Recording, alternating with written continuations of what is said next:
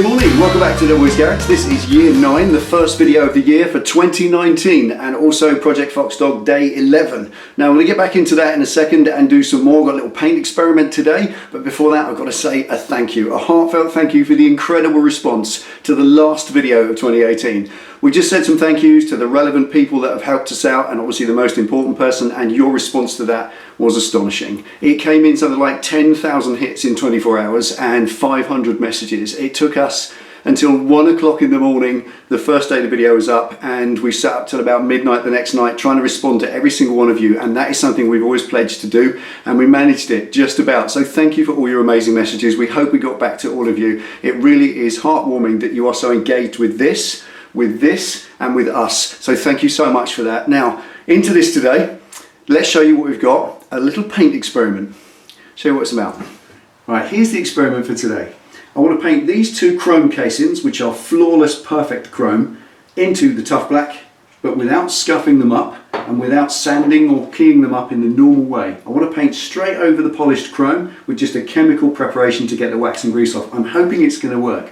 The reason I want to do it and not just sand them up and do it properly is because I want possible ability to return that to chrome, to remove the paint in the future. Easy enough done. Any paint will come off with paint stripper. If you use the organic X10 stripper or Nitromors even, put that over it, liquefy the paint surface and wipe it all off with paper, and it will return back to chrome, polish it up. Now that's because I'm not just murdering out all the chrome on this. I'm not just going to take it all to black. It's not a rat bike. It's not going to be dark custom. I want accents of chrome, not big areas of chrome like this. So paint these both black, put them on. If they stand back and look too much, I probably think, well, the coil cover would look good in chrome, so I'll leave that as it is, maybe.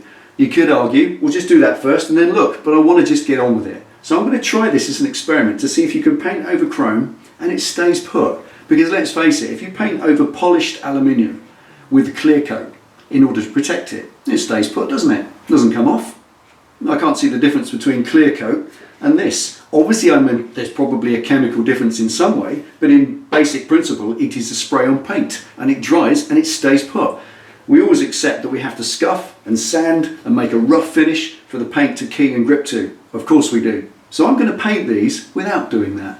And in the next video, I'll do the thumbnail test and see if it just flakes off. If it does, no problem, get it all off because it won't be hard then if it's failed, and then scuff it up and paint it again, not a problem. But if it sticks and if it stays there, then I've got a reversible option because underneath the paint, it isn't scuffed up. And I can then go on doing that forward with other things like the derby cover, which is perfect, the horn, which I may want to keep in chrome, don't know. But I'm going to do as much of the black as I can, and in the future if I look at it, once I've done the paint job and think there's not enough chrome, I need a little bit more, it's right there underneath the paint. I can reveal it if I wish because I haven't destroyed it with sandpaper. So there's the experiment. Let's get these off, let's get them chemically cleaned, let's warm this place up to a paintable temperature and see if it works.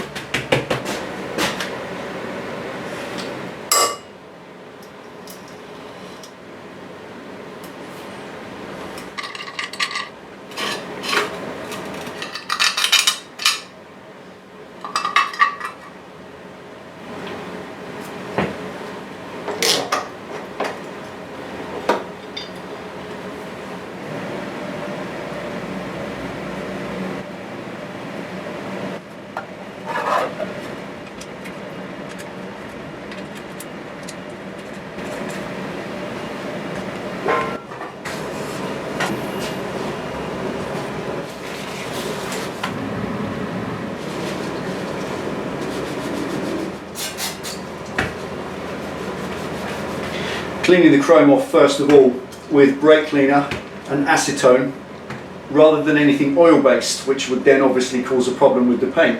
The best way to do it, I think, brake cleaner cleans everything and it leaves absolutely no residue whatsoever.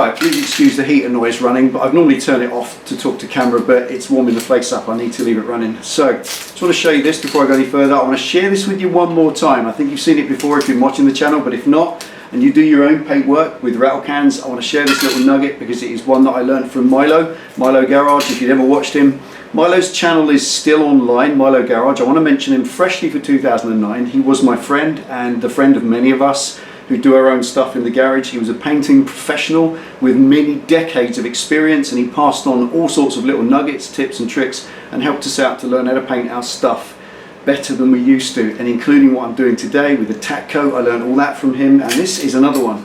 If you're going to stand something up like that and you want to move it around like that so it doesn't fall on the floor, the biggest tragedy when you're painting something is that you go to move it to get around the back of it and it falls over and destroys all your hard work and you have to start again.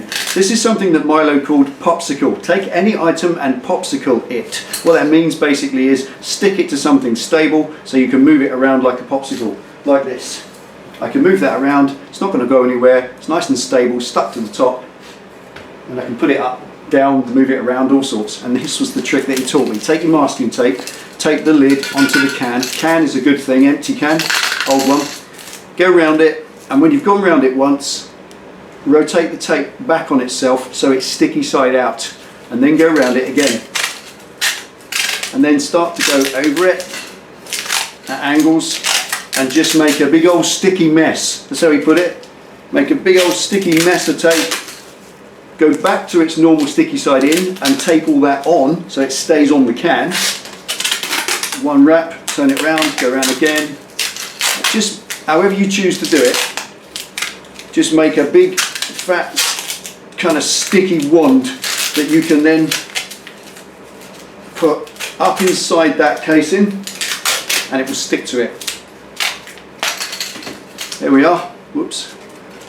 Final one, turn it round, stick it down. And there it is. So that's it, ready to popsicle. Sticky. Take my casing, stick it up in there like that, and there we are.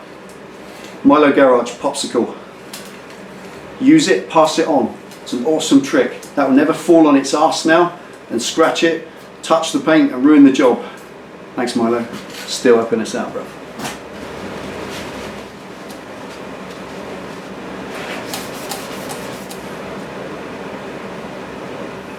Now that's been cleaned. A combination of brake cleaner, then acetone, and then paint thinners, just to get it absolutely chemically clean. I'm not even going to breathe on it because any moisture residue, I'm going to leave it there, get it up to 20 degrees at least in here, answer that text message, and then put the first tack coat on.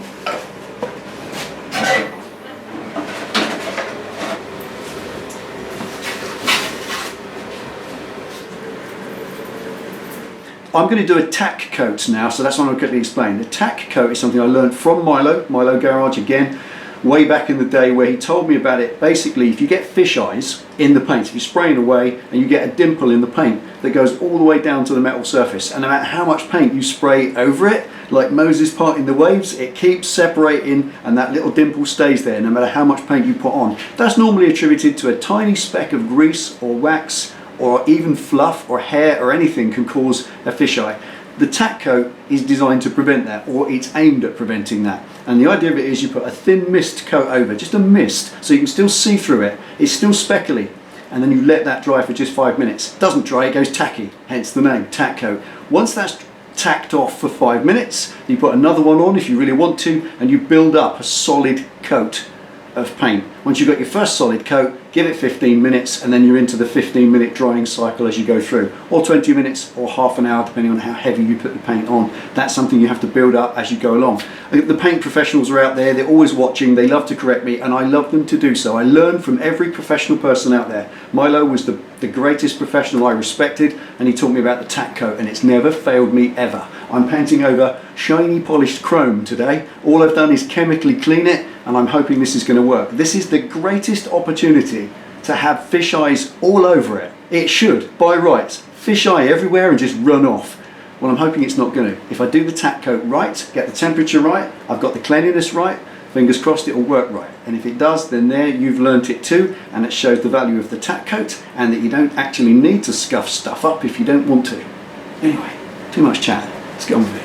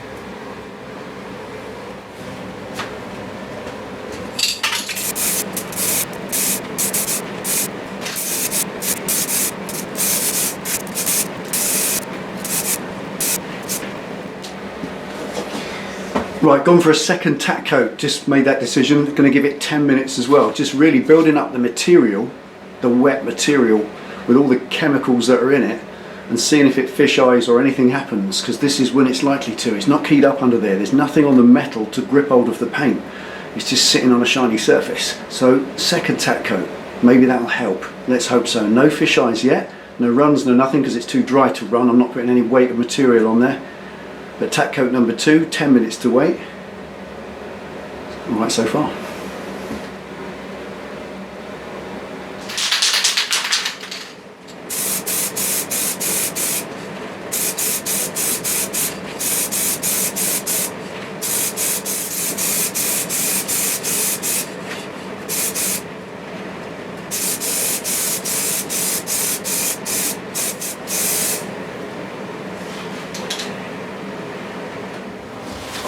Right, going well so far. Right, first wet coat that was. I want to just kind of impart a little bit, if I can, share this with you while I'm going along, because this is all I'm doing today, and I want to get it right. Now, that's the first wet coat, and it's important when you do that not to lay it up too thick. You've put the tack coats on with the idea of letting them dry, and then another little one, and letting that kind of dry, and you've built up a layer of dry paint for the wet paint to go on top of. But if you put too much wet paint on top of your tack coat, you will actually liquefy or reactivate the tack coat back into wet paint again. It kind of acts like a paint stripper. The thinners in the paint will burn through your tack coat, turn it into liquid, and you've got one big fat liquid coat of material, and it's too much. It will fisheye, it will run and react, and it'll be awful. You'll trash it. So don't overdo it on your first wet coat. That now needs 15 minutes to flash off, so it becomes a semi-dry layer. Then we put the next one over the top, and we can go a little bit wetter on the next one, but not much. Gently does it. So there we are, 15 minutes, almost there.